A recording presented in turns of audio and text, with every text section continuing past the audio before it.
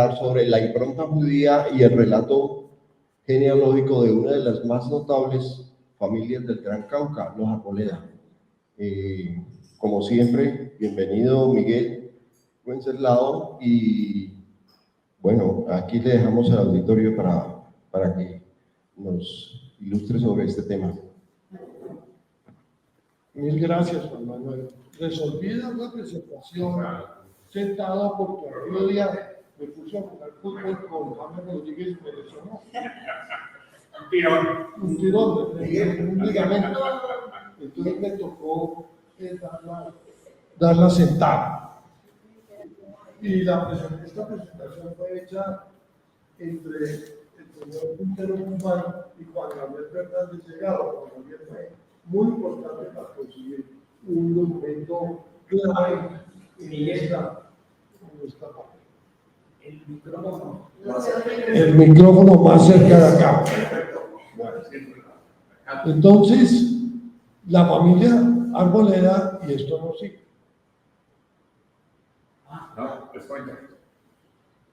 Entonces acá vamos a comparar en esta presentación el relato genealógico de la familia Arboleda y la verdad, la realidad que hemos encontrado genealógica. Es muy interesante, es lo que hemos ido encontrando en multitud de familias en muchas zonas del país. Entonces, acá tenemos, ¿qué fueron los Arboleda? Es importante mencionar que Arboleda fue una de las grandes familias colombianas.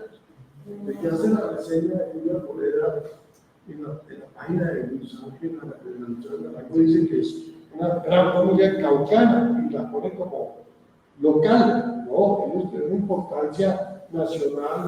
Julio Arboleda, que lo mataron en Berruecos en 1861, que le ganó la batalla de Tulcán. García Moreno iba a ser presidente de la República, y fue quien le dio el discurso cuando se posicionó el doctor Vallarino en el año 55. Pues. Y lo mismo Sergio Arboleda Pombo, obviamente es un pensador muy importante. Sergio Arboleda tiene libros muy importantes, comandó revoluciones muy conservadores, serios en el sentido de la política del siglo, de mediados del siglo XIX. Pero es muy importante que esa familia tiene arboledas, quizás más arboledas que estos son los Mosqueras, porque los Mosqueras, acá tenemos a Joaquín, que fue presidente de la República, prócer de la independencia, compañero de Bolívar, al atravesar las cordilleras para llegar a la batalla del 7 de agosto. Don Tomás Cipriano, el gran general, 3 veces presidente de la República. Don Manuel María, que fue un gran diplomático, y don Manuel José Mosquera y Arboleda, que fue el arzobispo de Bogotá, pero no solamente el arzobispo, fue un símbolo mundial, hispanoamericano, de lo que es un mártir religioso. Cuando él lo expulsaron de Colombia, después muere en Italia. Eso lo llevó la jerarquía católica a los más altos niveles de martirio católico. Entonces fueron gente muy importante, como ustedes ven, estos Mosquera, que entre otras el anagrama de Manuel José Mosquera es alma que llegó en Jesús. Y estos Mosquera son Mosquera y Arboleda, pero José María Mosquera y Arboleda mencionado es la persona a la cual Bolívar, en una muy famosa esa anécdota de que saca en los tribunales de Olegre, cuando ya libertad la República, el general Sucre le dice a Bolívar: quiero militar por el primer ciudadano. Y entonces Bolívar le dice: yo también, porque yo lo conozco. Y entonces Sucre le dice: no, pero me estoy refiriendo a usted. Le dice: no me refiero al presidente de América, es el señor Don José María, que vive en Popayán, que esos 3 libros decimos para la independencia, que se ayudó a la independencia teniendo un hermano regente de España. Entonces, eso es una dimensión muy importante. Y ellos, fíjense que eran otra vez por la mamá, ellos eran arboledas, pero este José María Mosquera Figueroa también era José María Mosquera Figueroa y Arboleda. Pues son muy arboledas, son muy arboledas. Y los arboledas tienen bastante de Mosquera, más de arboleda los Mosquera. Ya comenzando esto, quiero seguir el periplo. El primer arboleda que viene a Colombia, que se llama es un señor que supuestamente tenía el título de bachiller, nace en 1597 en Granada, y viene a Colombia, después lo vamos a ver, viene a Colombia en 1616, y acá se casa con doña Teodora Delgado y Salazar, pero él viene a Anserma, y en Anserma hace su vida, se traslada a Popayán a instancias del capitán Diego de Victoria, y entonces, una vez viudo, se hace sacerdote y llega a ser deán del Cabildo Eclesiástico. Tiene las más altas dignidades dentro del Cabildo Eclesiástico de la ciudad, por eso fue chantre arcediano, y finalmente murió con el título de deán y murió siendo promovido para el deanato de la Cartagena. Él tuvo dos hijos, yo voy a mencionar el mayor, es el capitán don Francisco de Arboleda Salazar, es decir, que ya usa el don y se pone el Salazar. Desde ese momento, los Arboleda empiezan a agregar el Salazar a la Arboleda. Y esto lo vamos a ver, porque esto lo habló Osorio. Esto es una transformación. Al Salazar, a la Arboleda le puso Salazar, y el señor se casa en Traste de la Anserma, pero él se casa en Popayán con una mujer muy poderosa, de Agustina Hurtado de la y Lazo de la Vega, descendiente de Mosquera, pero también descendiente en España de una familia conocida de conversos, que son los Hurtado. No voy a profundizar en esa parte, porque esa parte ha sido ampliamente estudiada. Yo publiqué un artículo en los anales de la Academia, si no estoy mal, en el 2015. Bueno, después él tuvo un hijo que fue el capitán don Francisco José Arboleda. En este transcurso vamos a ver, ellos se vuelven inmensamente ricos por las minas de oro. Las minas de oro daban una fortuna, y Jacinto Arboleda explotó las minas de oro de Anserma. Por ejemplo, el capitán Lucas de Ávila, suegro de Pablo Salazar, dice que en un año las minas le daban 80,000 pesos de oro. Eso era una millonada. Una casa valía 300 pesos. Entonces, ese señor llegaron a ser sus grandes ricos como minas de oro, y sus mineros, entre otras, fueron los Zúñiga y Velasco, que después se instalaron en Tuluá, lo que dice por el corazón del Bache. Allá en Tuluá se instalaron en pura Zúñiga y Velasco de mineros de los Arboleda, pero eran tan poderosos que les regalaban las minas. Y siempre fueron muy benefactores del templo de Santo Domingo, regalando los diamantes más preciosos, las esmeraldas. Es decir, son gente supremamente poderosa por encima de cualquier estándar. Una dote en ese momento de una familia noble como ellos, normal, era más o menos 2,000 pesos de oro. Las dotes de estos eran 15,000 pesos de oro. Esto era en serio. Esto es gente muy rica. Y entonces van, y el señor capitán don Francisco Antonio Arboleda Vergara, perdón, el segundo, don Francisco Hurtado, ya nacido en Popayán, se casa por poder con una bogotana, pero auténtica bogotana y de las más antiguas familias bogotanas. Vergara, pues todos, es una de las personas que más admiro al literato José María Vergara. gran literato colombiano.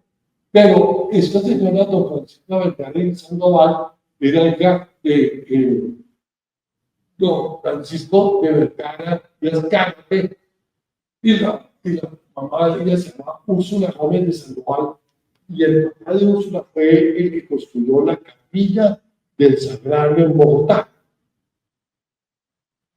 La capilla del Sagrario es de lo más lindo que hay adscrita a la catedral. No siempre se puede ver. Esto es una belleza.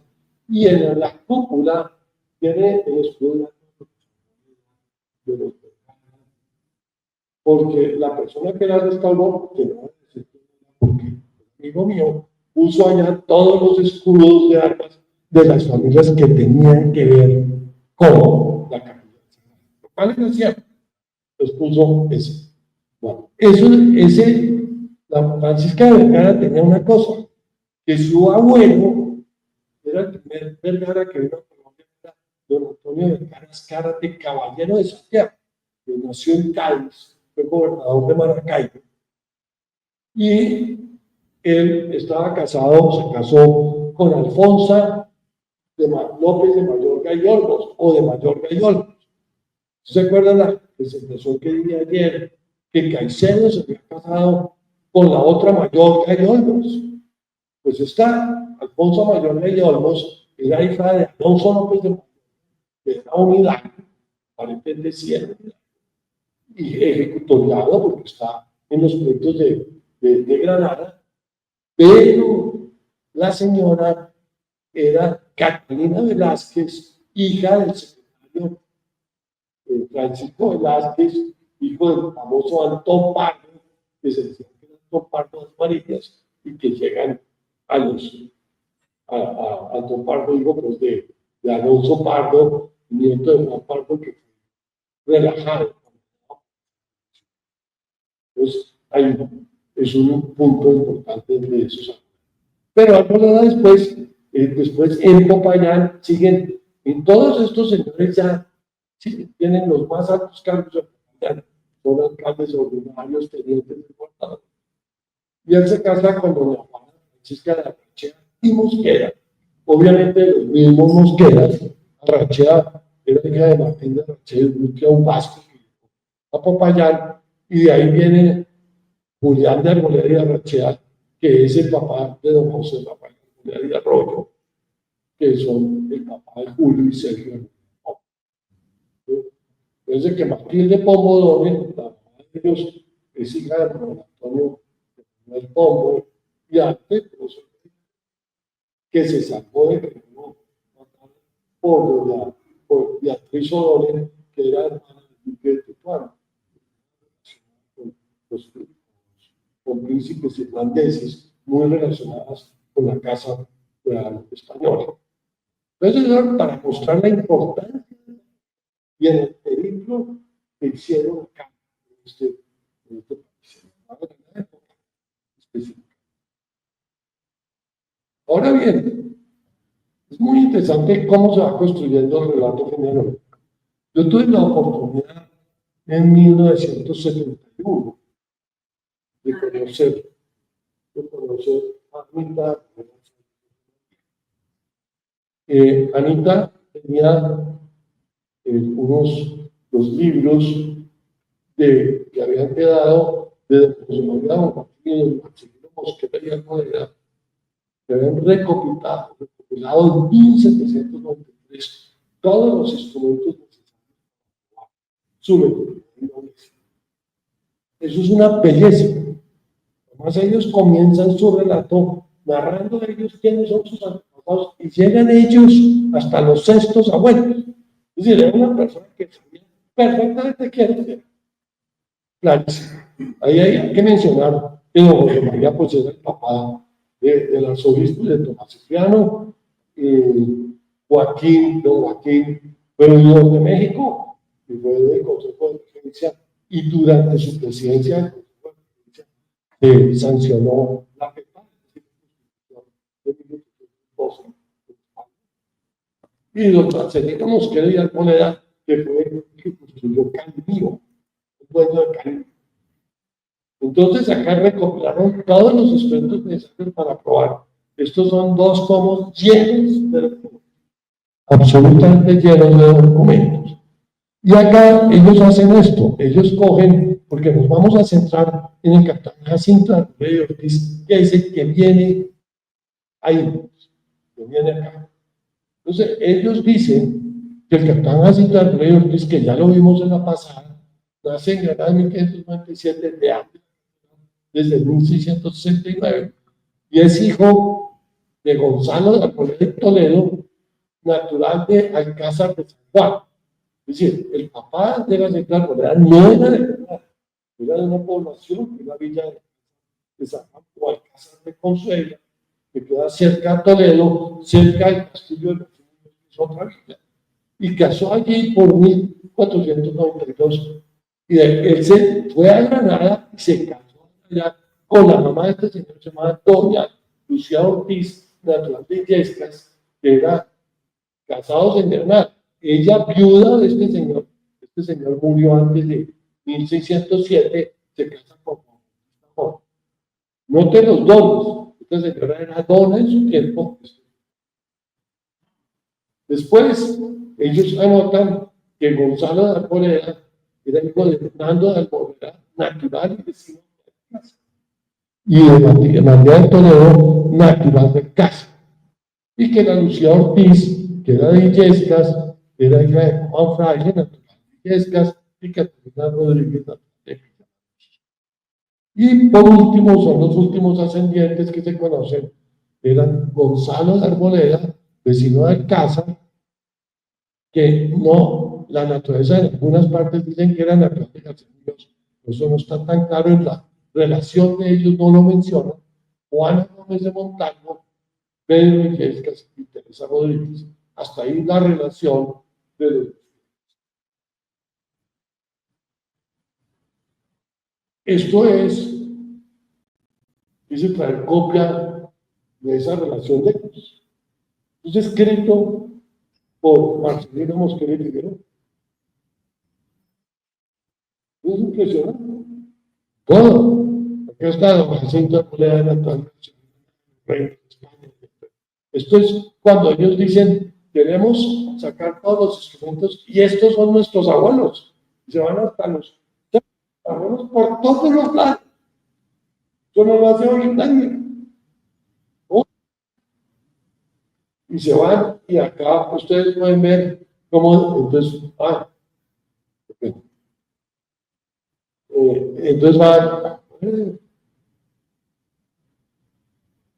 entonces van acá, así, ¿no? Y dicen, nada, ahí está todo, que se casó con doña Teodora de Orleán y Salazar, natural de Popaya, que es esa doña Teodora, que va a ser una pieza importante, y estos son los padres legítimos de don Francisco de Arboleda, que ya hemos hablado.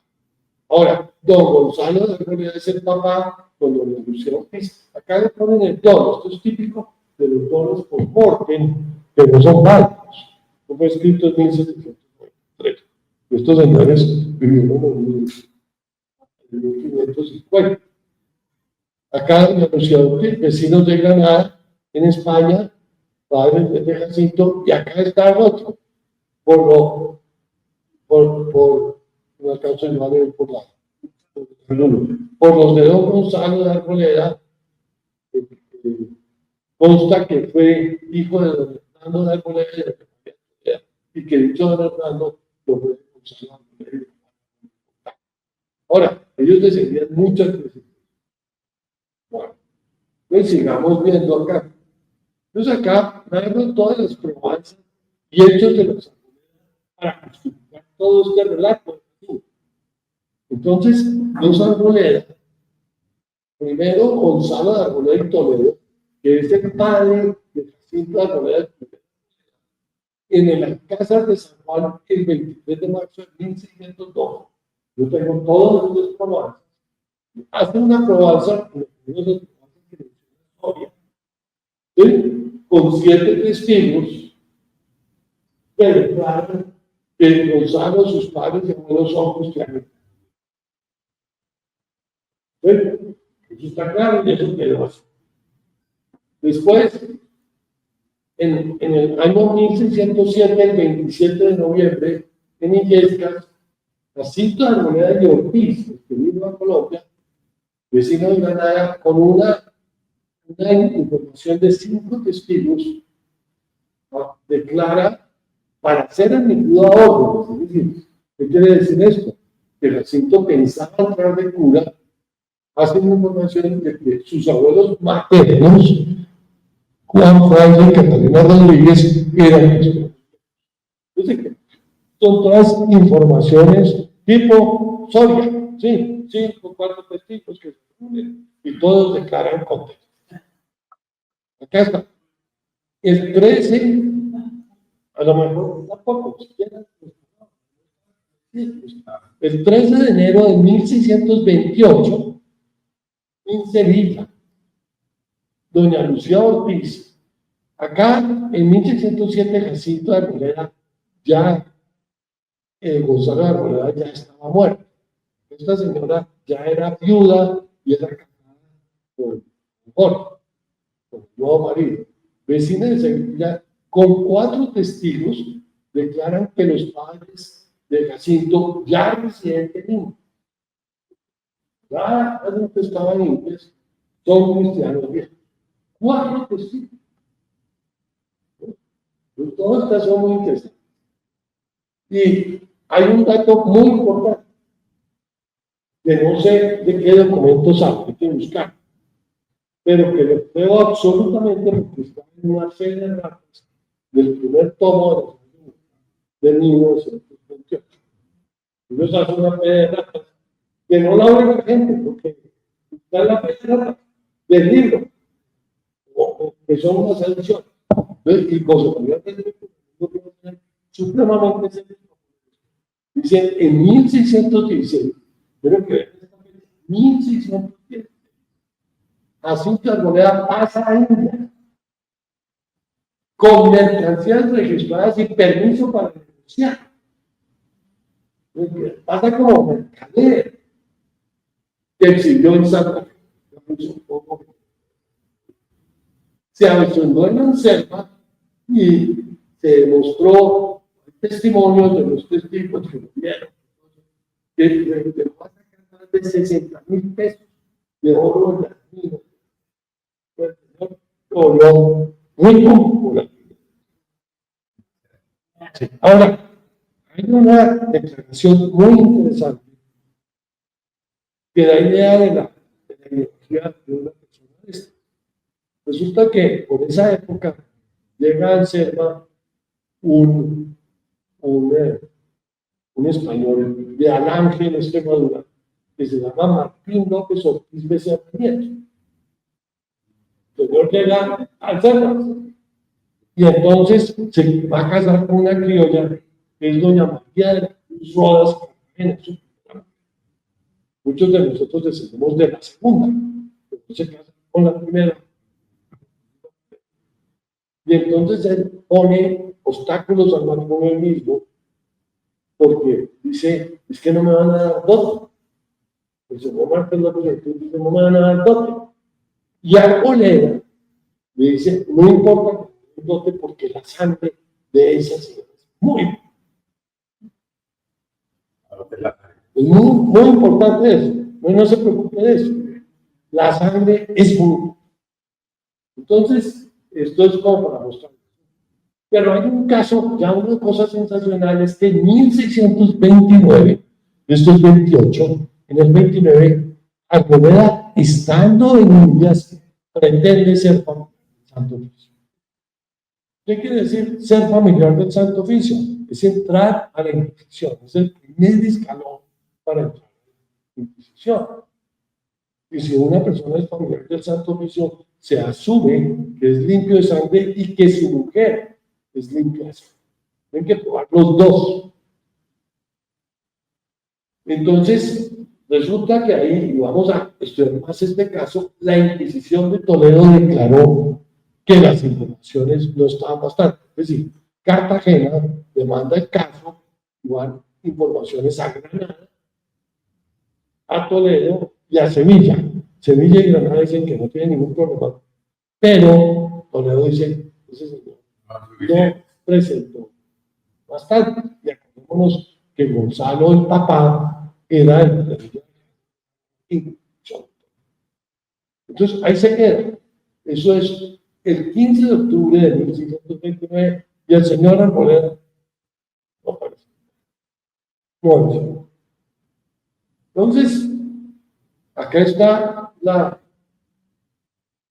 la genealogía que es presente. Todas estas solicitudes de mandaturas, el pretendiente tiene que firmar con macho genealogía, ¿no? Genealogía de Jacinto Arboleda, de Granada para Colombia. Esto está en el Archivo Histórico Nacional de Madrid. Pues acá está Gonzalo de Arboleda, que vivió en la casa de Vivarambla, que es en la plaza de Vivarambla, es una plaza muy popular en Granada. Bueno, y que ahí está, y que se casó con doña Lucía Ortiz. Y en la casa de la Botica, ahí está, y que Lucía Ortiz después, la cual está casada con Juan Bautista Jorge, ¿sí? De segundo matrimonio, y dice dónde vive en Sevilla. Y los abuelos paternos, pues están los que dicen, tratando de dar moneda naturales del caso.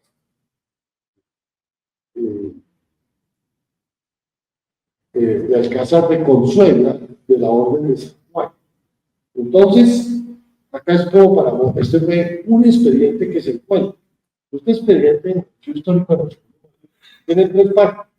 Siempre tiene muchos expedientes que son los secretos de la Inquisición, tienen simplemente la gestión que él presenta. Ahora sigamos. Pero Arboleda, muy inteligente, se casa en 1630. Hacia 1630, con doña Teodora Olea y Salazar. ¿Quién era doña Teodora Olea y Salazar de Saúl? Resulta que doña Teodora Olea y Salazar era hija de Luisa de Salazar, y de su primer marido, Luis de Olea y Rueda, nacido en Sevilla, que testó en Popayán. El testamento está en los archivos del Cauca, en 1619. Y acá están los accidentes de Rueda. No me interesa tanto esto. Enfatizar acá es que doña Luisa de Salazar, que después de muerto Luis de Olea, casó con Diego Victoria, era hijo del capitán Diego Victoria, un primer ministro. Pero un conquistador muy importante, de Álvaro de Oro. Álvaro de Oro en 1553 se reunió la plata contra el rey, era el amigo de Capitán Sebastián Quintero. Mató a Sebastián Quintero y se fue gritando viva la libertad contra el rey.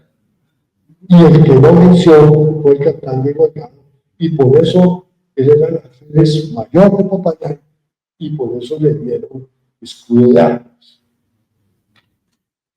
Este señor sí dice sus papás,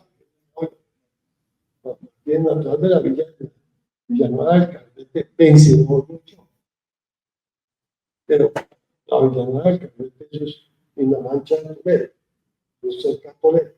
Ahora bien, es interesante porque el capitán Diego Delgado, hay un dato puro de refilón, y es que en muchas de estas probanzas, Diego Delgado dice que conoció al capitán Francisco de la Mota del pueblo. Luego, el capitán Francisco de 4 años, no era natural de Oviedo. Es una declaración de la gente, es muy importante. Y bueno, y esta señora, doña Luisa de Salazar, la importancia es que es hija de Mariana del Campo Salazar, que se casó 3 veces. Ella era viuda de capitán Diego Santa Cruz, que lo mataron los indios, y fue el comentario. Y después se casó con Pedro Sánchez Trigueros, cual le servimos a muchos de nosotros, por todos estos matrimonios, Y ella era hija del capitán Diego del Campo Salazar, que era de Sigüenza. Este señor era descendiente de los Salazar, que eran montañeses del Valle de Tolima, que ellos eran ciudadanos. Entonces, esto es digamos, un poco un hit de la colega. Y la mujer, doña Luisa Mina, es muy interesante. Este es el segundo matrimonio de esta señora. Al principio se casó nada menos con don Martín de Pizarro. Me fascina don Martín de Pizarro. ¿Quién era don Martín? Y aparece con don. Pues era Martinillo de Poeta, el indio que era lengua del Pizarro, que lo convirtió en caballero, lo hizo encomendero y lo casó con Luisa Mina. Y el indio se rebeló con Gonzalo Pizarro, lo mandaron a España, huyó con Diego del Campo Salazar. Y se supone que esta es una de las primeras mujeres que vino a Santo Domingo y se conocen los padres y desde ese se conocen los abuelos. Pero ahí, fíjense cómo es la oportunidad para Arboleda o Miguel Salazar. Ahí, cuando se casa con una ciudad, uniera los hijos. Entonces, sigamos el peligro de estos señores. Entonces, es muy curioso que un poco de años después, en 1647, todavía vivía Asunto de Arboleda y todavía era capital. Los hijos pretenden sacar su escudo de armas. Y entonces él dice, y eso me recuerda a Soria, que ellos descienden de la casa solariega de Arboleda que queda en Alcázar de San Juan. De Alcázar de San Juan, cerca de García Muñoz. Y en esta, acá está la descripción del escudo de armas, la pintura original del escudo de armas, que coincide con la de Tienes. No sabemos que pues unos escudos del diccionario de Tienes. Esta coincide con la Tienes. Pero entonces es muy interesante que logra que le dé un cronista de estos, un cronista heráldico, usted su nombre, les da su escudo y les permite poner ese escudo. Con los armonías que dan con escudos de armas y acá con casas solariega y además cuando ven esto, cada la historia que escribe el cronista de armas es que vienen de un soldado francés que se tomó el castillo de Muñoz y que por eso son arboledas que eran franceses. Y ya Gustavo Arboleda, el historiador, en 1926, pues dice que son descendientes de un condestable que se llamaba Alfredo. Pues ya todo. Y acá en este escudo, desde acá está la cruz de Calatrava. Esto quiere decir que estuvieron en la batalla de Salado en 1200. Bueno, ahí está, y acá están las arboledas y el oso típico de la primera arboleda, que es de otra parte. La arboleda original no es de la. Entonces, seguimos. Entonces, en 1655, 3 de julio, hay muchas probadas. Yo he conseguido todas estas probadas. Esa probada en que la hacen los hijos de Jacinto, pero él vivía. La hacen don Pedro y don Francisco con 6 testigos. O la hacen en Alcero, en la gobernación de Proponente. Declaran que, de acá se cierra la cosa, el capitán Jacinto era, comillas, descendiente de la casa de los Arboledas de la casa, que es junto al castillo de García Muñoz, que es solariega y conocido. Y segundo, dice que doña Teodora de Olea y Salazar era de una misma estirpe y sangre del capitán Pedro Pablo de Salazar y su hijo Lucas de Salazar, sobrinos maternos de Gonzalo de Salazar, originario de la Solana, vecino de Huete, quien ganó en victoria de la Granada el 28 de agosto del 2020. Es una obra maravillosa. Ahora, es cierto que el señor Gonzalo de Salazar ganó esa victoria. Sí, es cierto. La victoria de y eran hidalgos, y Gonzalo de Salazar indudablemente era hermano de Pablo de Salazar, que era el abuelo de Pedro Pablo de Salazar, que es el ascendiente de los Paz. Ellos tienen un componente converso por Santa Cruz, pero no por Santa Cruz. Entonces, ellos plantean esta probanza con estos testigos con 6, dicen que desde que llegaron a Indias se han tratado las dos familias de amigos, de primos. Entonces, que Lucas dice que Pedro Pablo eran primos, no hay ninguna, salvo que estos señores eran de las montañas, de Burgos, y que estos señores eran de las. Pero ahí se completa todo. Y Arboleda y los Arboleda terminan su relato magnífico con la hechos por José Restrepo, donde ya hablando de los terminan diciendo, copio textualmente, todos y constante. Pues ya la primera moneda.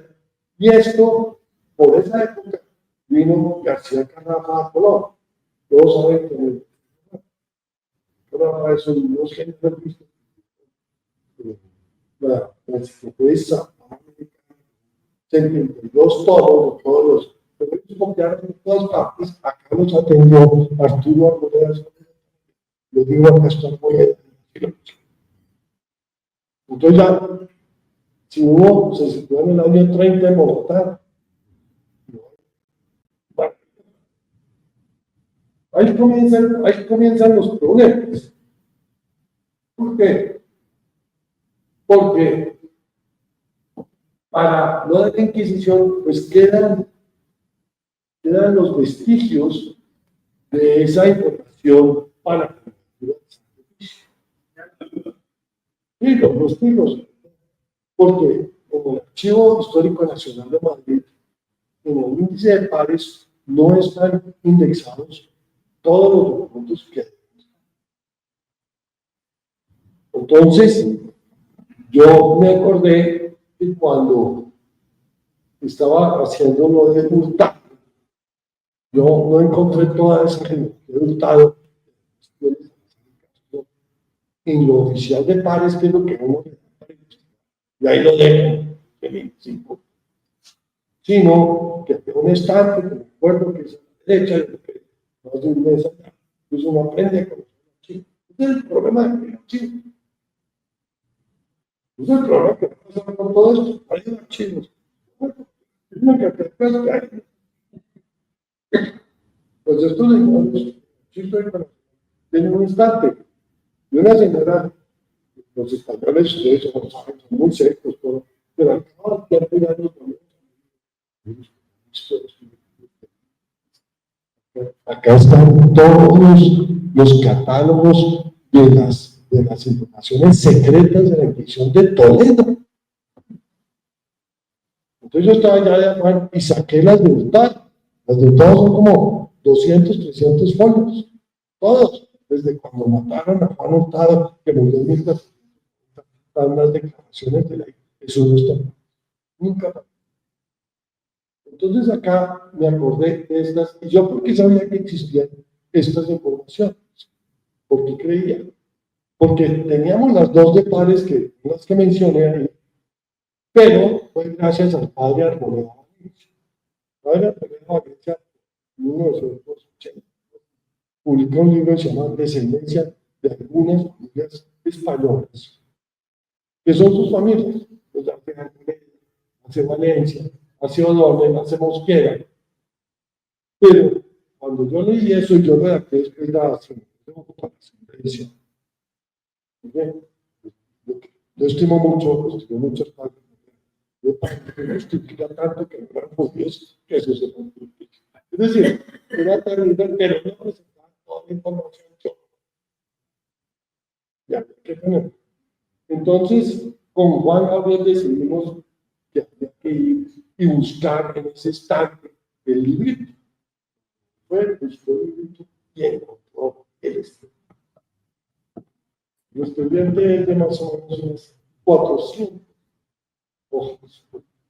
Pues todos de la Cámara del Secreto de la Inquisición son de Romero.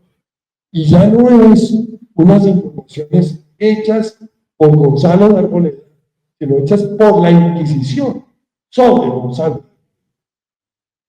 Entonces, esto es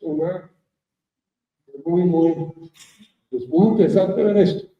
Y entonces, en ese que es septiembre,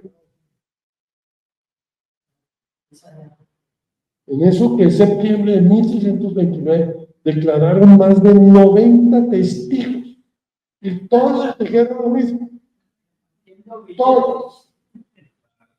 No, quédeme por favor, ¿qué dijeron? Miren, yo no digo, esto es una declaración, todas, del licenciado Juan Fernández de Vergara, comisario del Santo Oficio, dice que el dicho Jacinto de Arboleda, por ser hijo de Gonzalo de Arboleda, como dice el interrogatorio, y nieto de Hernando de Arboleda y María de Toledo, es confeso. ¿Qué quiere decir confeso? Es muy importante. Es un judío convertido. Y ahí lo dijo. Porque es un judío convertido. Eso tiene una muy fuerte. Confeso por todas partes. En San Benito. Descendiente de judíos en San Benito. No. Quiere decir que han sido condenados por la Inquisición y les ponen unos carteles en la iglesia para que nunca se olvide ese infame. Entonces dicen, bueno, ahorita vamos a ver, tengo unos. Fulanito de tal, condenado en 1490 por judaísmo. ¿No? Y eso queda ya subido, pues allá arriba. Pero todo el mundo lo ve, pues nadie lo olvida. Dice,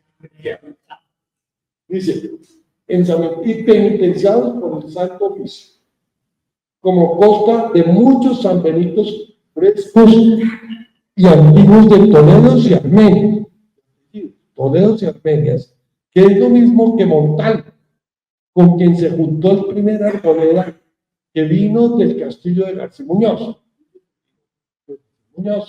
jurisdicción de Cuenca, y últimamente se penitenció a Blas Gómez de Armenia Montalvo y una hija suya, Beata, y en el sanbenitado dice ser descendiente de judíos. Sí, solo, si es el pueblo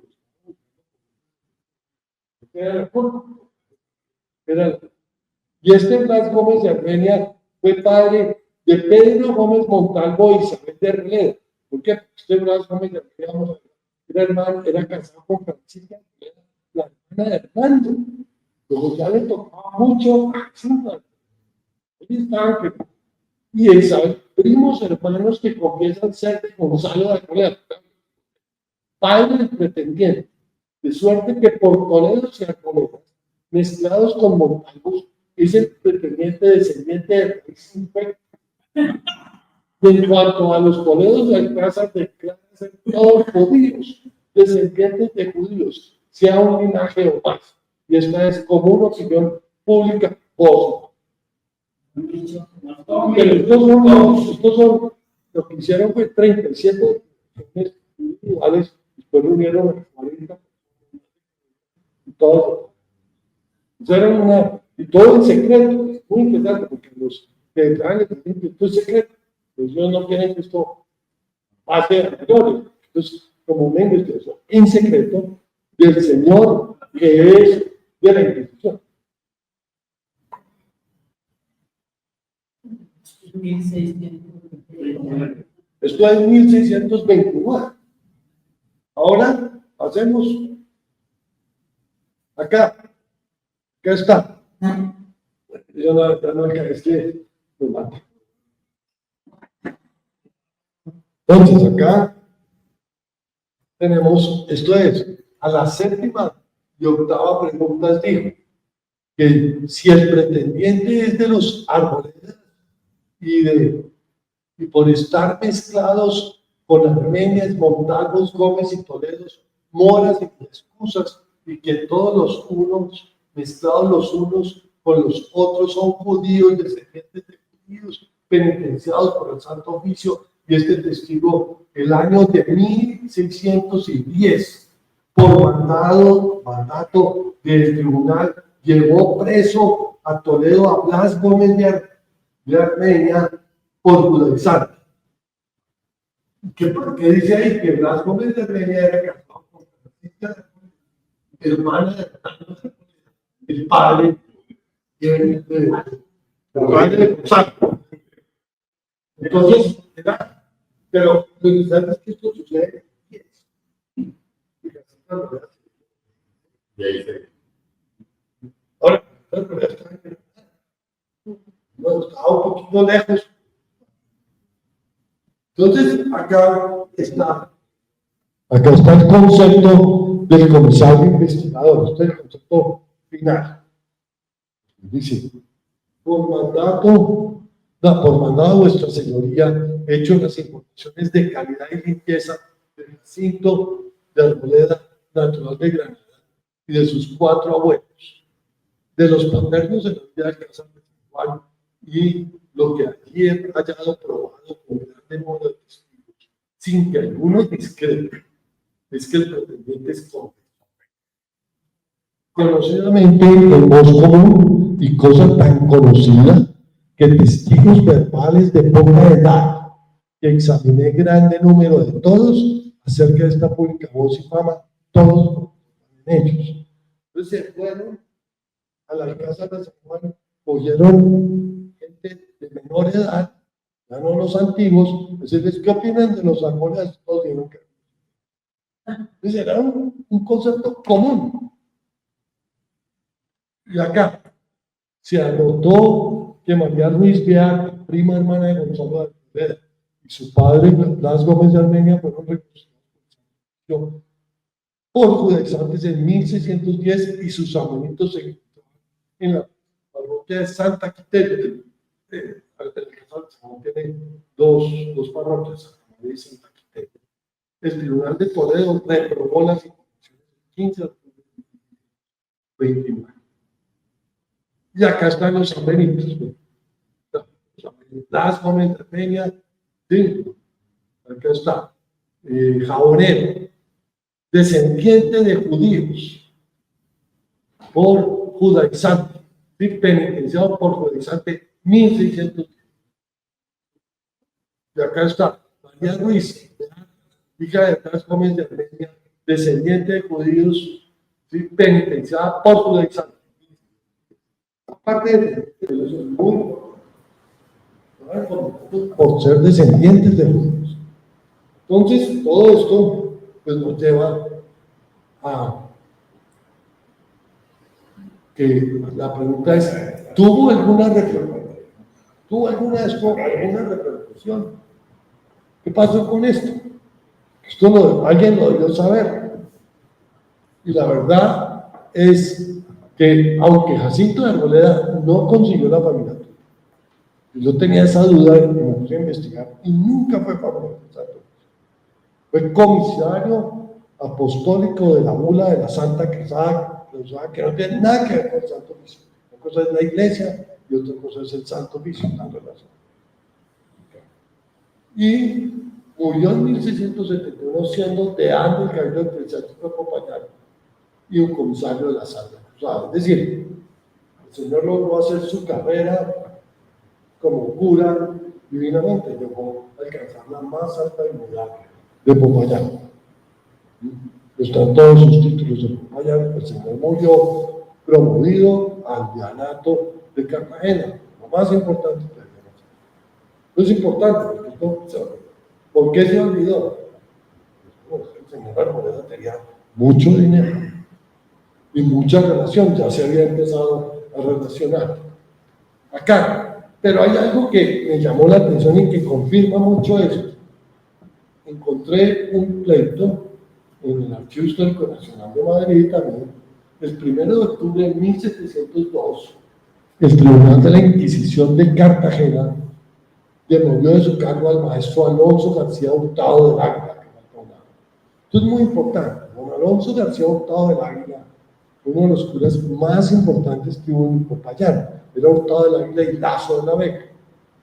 Entonces al señor, que era el comisario del Santo Oficio, a pesar de todos sus antepasados conversos, le dice: yo quiero tener un ministro del Santo Oficio que me ayude en mis labores, y le dice: proponga 3 nombres. Y él propone 3 nombres. Uno, García Hurtado del Águila y Lazo de la Vega, su hermano, que se casa después con Mariana Sánchez del Pontón, otro hermano, Francisco Hurtado del Águila, y su sobrino, Carlos Arboleda Salazar, hijo de la Agustina Hurtado del Águila, Lazo de la Vega. Y entonces, al hacer eso, el fiscal del Tribunal de Cartagena demanda y remueve a Alonso García Hurtado del Águila, que era muy poderoso, de su cargo por esta razón: por haber querido nombrar por ministro del Santo Oficio a persona infecta e inmaculada, refiriéndose a su don Carlos Arboleda Salazar. Entonces ahí en ese expediente dice que ellos tenían las informaciones que habían sido reprobadas y que ellos estaban organizados. Entonces eso quedó ahí. Entonces durante la Inquisición, o sea, que no fue tan fuerte, siempre lo utilizó pues para el manejo político del poder. Y por último, pues tengo que decir que no pasó nunca nada mayores, y indudablemente la familia Arboleda, una de las más poderosas y estimadas de la colombiana. Sin ninguna duda, fue una de las 2 familias más importantes de la Mosquera. Eso no hay duda ninguna. Ahora bien, ya con esto, este es el retrato que está en el Museo Mosquera del cura Alonso García Hurtado del Águila. Y este es el escudo que ellos usaban, pero ellos no usaban el escudo de los Hurtado del Águila, que está en la Santísima Trinidad de Toledo. Ellos usaban el escudo de los Hurtado de Mendoza, grandes de España, muy enormes, acá en Popayán. Ahora, sí quiero terminar esto con una conclusión.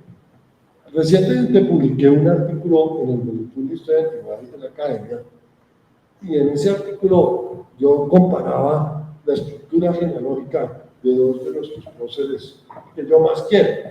Uno es Camilo Torres Tenorio. Para mí, muchos dicen que es el cerebro más potente que tuvo la independencia. De hecho, a él lo mataron como traidor a la patria por detrás. Es decir, a él no le permitieron nada. Él era muy poderoso. No se pudo. Eso sabían que venían a matarlo. Y Francisco José de Cárdenas eran parientes. Entonces en ese artículo hago toda la comparación genética de ellos. No es un listado genealógico, es la comparación de las estructuras genéticas. Y después de analizar con varios próceres, por ahora de la calidad noble, lo que eran como los Pombo, Ulloa, Quijano, Cabal, Castrillón, Arroyo, que ese es Mosquera, yo concluí que hay una combinación de 5 linajes, de 5 grupos étnicos en todos estos próceres. Un grupo étnico es inmigrantes peninsulares de la colonia recién llegados. Y muchos de ellos hidalgos, curiosamente, porque el papá de Caldas era hidalgo, lo cual era muy raro, porque en Galicia había muy pocos hidalgos, a diferencia de Asturias. Pero eso lo podemos revisar con los archivos de Galicia. A raíz del bicentenario del nacimiento de Caldas, vino el alcalde de Caldas de Reyes y se hicieron investigaciones. Y ahí encontramos un dato muy interesante. Resulta que en el archivo que conservaba Santiago Arroyo, el íntimo amigo de Caldas, que lo conservaba José María Arroyo, estaba la partida, estaba el cuaderno que conservaba el papá de Caldas, se llamaba don José de Caldas, el primero que vi. Y entonces ahí estaba la partida de nacimiento de él en Caldas de Reyes que había traído para mostrar. Pero la cotejamos con la partida que está en Caldas de Reyes, la misma. Pues hay diferencias. Hay diferencias, es la misma partida. Y la escribe el mismo cura. El mismo cura que escribió se la escribió a él cuando se ve. ¿Qué diferencias hay? Le quitó 3 años, creo, que es lo de menos, pero le puso dones a los papás. A la que viviera acá, dones, pongo dones acá para que usted diga la vida. Entonces eso es interesante. Y bueno, ese es el primero. Inmigrantes conquistadores de Indias, todos vienen de primeros conquistadores de Indias, todos. Pues de hecho, la mayoría de estos conquistadores vienen de Belalcázar. ¿Sí? Todos vienen de la alta nobleza peninsular por algún lado. ¿Sí? De la alta nobleza peninsular, alta nobleza de los Enriques, de la mejor de las familias. Todos tienen un componente indígena americano y todos tienen judíos. Entonces es como muy interesante ver la comunidad. Estos son, digamos, uno puede ver esta lista de todos estos en la tertulia de Mariano Lemos, un estado que es el tío de José Mario López. Esa lista está en las memorias de José Mario López. Pues con eso pues yo dejo, esto es muy interesante porque nos ayuda a entender cómo se fue formando la estructura genética, la estructura genealógica de nuestros antepasados, por lo menos de esto, ya después le meteremos otro. No se afán, poco a poco. ¿Sí? Porque muchos de estos, en todo caso, tenían parentescos con gente más mestiza o algo, que se van entrocando.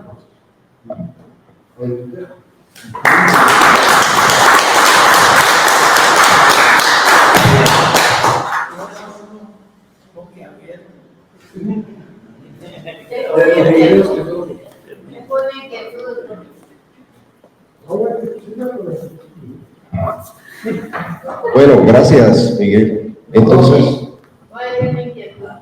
Es que me dejó muy inquieta el señor Soria que habló allá en España. Sí. Me dijo que todos los conquistadores. ¿Ah? No me gusta que me hagan tanto. Que todos los conquistadores que venían aquí no decían ni que eran su mamá ni su papá, porque era gente que venía, era de la realía. Entonces, que aquí la gente que venía eran conquistadores porque no eran gente noble ni nada, porque no venían para acá, venían era aventurarse y a ver qué conseguían. Entonces, pregunto yo, ¿por qué entonces el linaje? Y los judíos conversos, según parece, éramos el 98% de América, sí, no más. Entonces uno comienza a preguntar, bueno, entonces esos apellidos, ¿qué tan linaje tengan? De judíos conversos sí, porque según parece, Hurtado del Águila era pariente de los Arboledas, por un sobrino de eso que mira que lo de del Águila, exacto. Y entonces eso de los linajes es lo que a mí entonces al fin, ¿cuáles fueron los buenos que vinieron?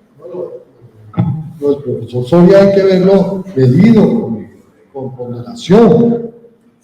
No todos los conquistadores eran unos judíos. Les puedo mencionar todos. Por ejemplo, partamos. Francisco Beltrán de Caicedo era hidalgo. Por ejemplo, Francisco de Caicedo, el tronco de los Caicedo de Cali, era hidalgo. Por ejemplo, el capitán Felipe de Camargo, que era hijo de Mateo Ruiz Seco y María Sáiz de la Cerda, era hidalgo, natural de Caraza, en las montañas de Burgos. Eso está demostrado.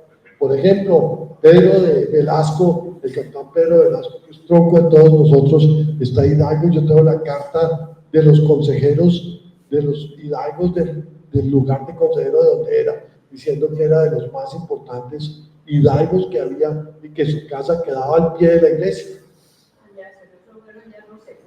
No, segundos no. Porque Felipe de Camargo no llegó en 1500. Felipe sí llegó en 1500 más tarde. Pero Francisco de Caicedo no llegó. Francisco de Caicedo fue de los primeros, Pedro Velasco llegó en 1537. Por ejemplo, mis antepasados Quintero, yo he buscado y yo no he encontrado que ellos fueran judíos, eran marineros y eran considerados hijos de algo. Yo hablé con Consuelo Varela, entre otras es la mujer de Juan Gil, es la mujer que más conoce sobre el Colón. No, ellos, es que un hidalgo era cualquier cosa, no nos creamos la cuestión de que un hidalgo es un tipo con un palacio, un hidalgo era como un Quijote, todo demasiado, ¿sí? Pero fíjate, por ejemplo, veamos, Velázquez del Equipo. Los Velázquez del Equipo eran hidalgos de Ávila. Ahora, poco a poco podemos ir descubriendo más, pero no es que todos. Ahora, hay por ejemplo un conquistador que vino con Quesada, muy interesante, el cual descienden enormes cantidades de familias bogotanas, que es Gómez de Cifuentes. Se casó con doña Isabel de Contreras, que era pariente nada menos de Pedralías Dávila, todos judíos conversos, pero de la más alta nobleza de ese momento.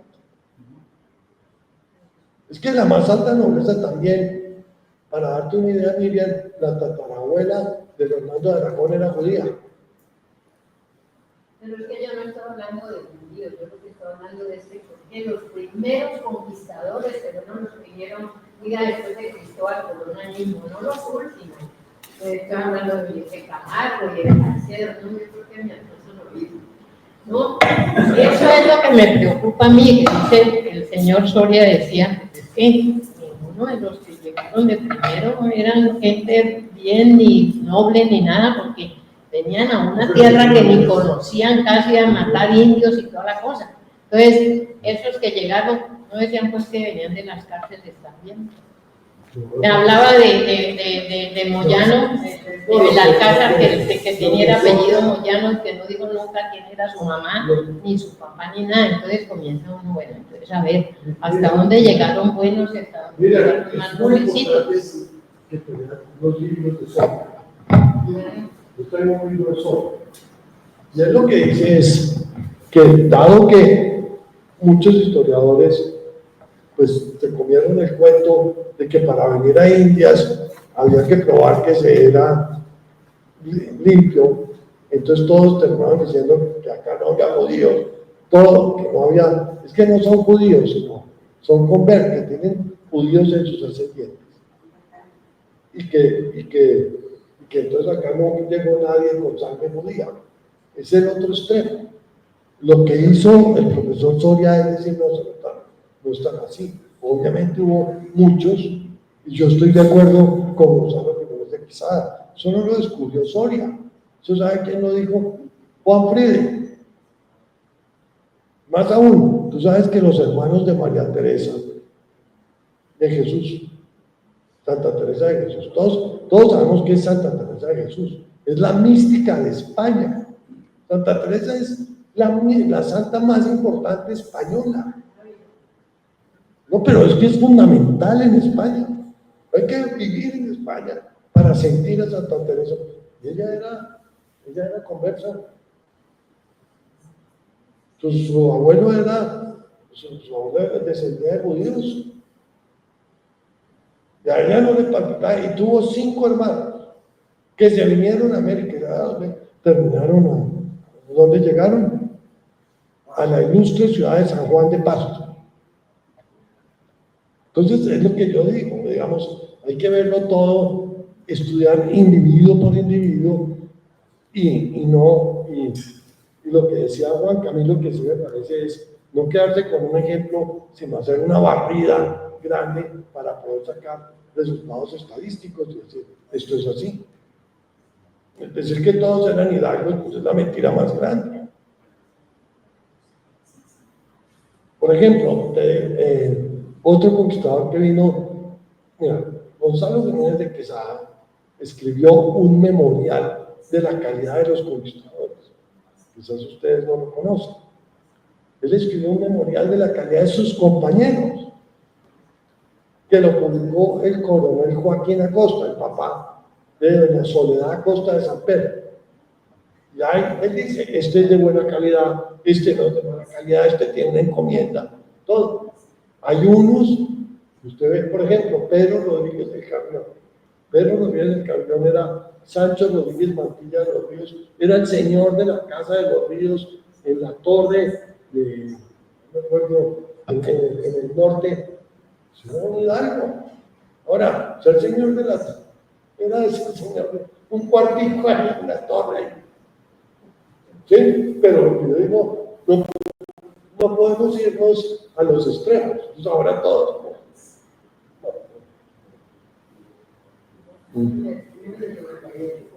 Sí,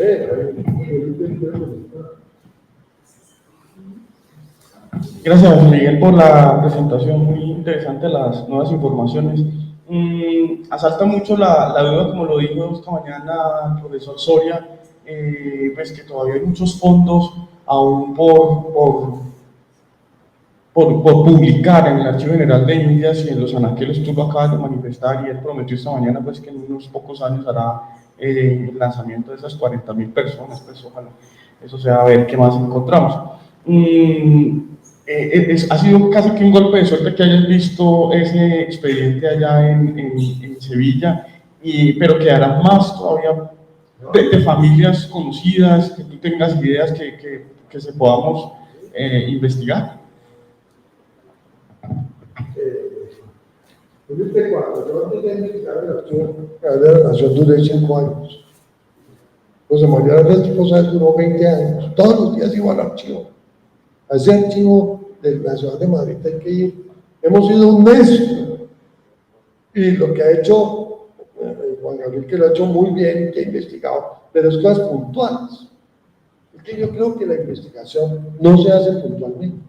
La investigación se hace por barridos. Yo no quiero entender el periodo, escoger todos y leerse todos, como hizo Soria. Soria coge y se lee todos los expedientes hasta que empieza a hacer toda esa relación. Y así yo hice linajes.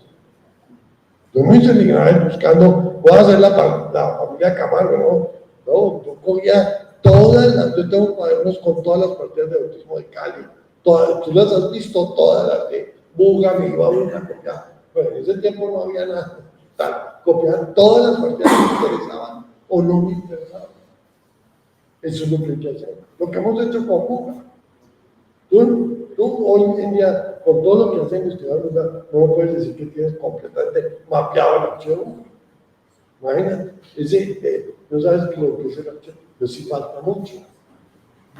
Y tú te metes allá y empiezas a conocer, y es muy importante ser amigo de la gente. Es impresionante cómo le ayudan a uno cuando uno ya lleva varios días. Pero si va un tipo a sacar un documento, sáquelo y váyase. También si ven un tipo que y habla con los otros investigadores. Es que eso es otro tipo de investigación. José María Responsable se va todos los días. Ese general de Bogotá es impresionante los datos. Ahorita estamos revisando porque estamos, entre otras, vamos a comenzar a hacer unas generaciones de votar al revés, como linajes. Y el primer capítulo que vamos a publicar es Gómez de Cifuentes. Y entonces hemos sacado todos los cuadernos de José María Restrepo Sáenz que tenemos las fotocopias y nos hemos dado cuenta que muchos datos nunca se pusieron en la ciudad de Bogotá, nunca, que para nosotros son importantes y que hubieran aclarado muchas dudas. Entonces lo que vamos a hacer es comenzar con Gómez de Cifuentes, con todo con notas de pie de página, siguiendo la declaración de Quito. Entonces eso esperamos sacar ese primer artículo en enero, lo vamos a sacar en el boletín de la academia. Que nos quede eso y vamos a hacer así todos, porque por ejemplo de Miguel de Castellanos, que era el gabinete de familia Conversa, pues decían los Ricardos, todas las personas, empiezan a salir todas las familias. Y lo interesante es que al hacerlo así, uno ve cuál es la estructura de los realmente bogotanos. Porque los originarios no son bogotanos, o los Urrutia, son unos bogotanos, son extraños a Bogotá. Los bogotanos son otros, los Venegas, los Vergara, los Tobares. Nadie conoce los apellidos bogotanos, la verdad. Entonces, es interesante lo que estamos tratando, eso lo estamos haciendo con el grupo de energías José María Restrepo Sáenz, que ahí quedamos Alfonso Torres Escobar, Mauricio, que es muy joven, Mauricio González Cuervo, Vicky Tobar y yo. Y la idea es ir formando ese grupo y sacar todos los testamentos que podamos sacar de las notarías de Bogotá. Es decir, no tenerle miedo a Ocaris. Es que pues, cuando se hizo la Nacional de Bogotá, hay que ver históricamente cómo se hacen los libros. El libro, el facsímil, ¿de cuándo es el facsímil de Ocaris que saca Enrique Carrizosa? 1990, si no estoy mal. Antes, ¿cómo consultaba Ocaris? En Bogotá. Bueno, acá no había Ocaris. En Popayán no había Ocaris. Entonces uno en Bogotá o tenía que ir a la Biblioteca Nacional, a la sala de libros raros y curiosos, que lo miraban como un bicho raro y curioso, los sentaban ahí y la dejaban ver el libro. O lo buscaban en el archivo Restrepo, que estaba el libro de Ocaris que perteneció a Miguel Antonio Caro. Ese fue el libro que se le sacó el facsímil. Entonces hoy en día todo el mundo habla de Ocaris, pero antiguamente no. Entonces todo el mundo se basó en Ocaris. Nadie tenía Ocaris. El que tuviera Ocaris, pues tenía como una ventaja, ¿no? Así, enorme sobre todos los demás. Y Ocaris es muy serio, pero tiene también errores. Ya hay que revisar. No sé si me he explayado, pero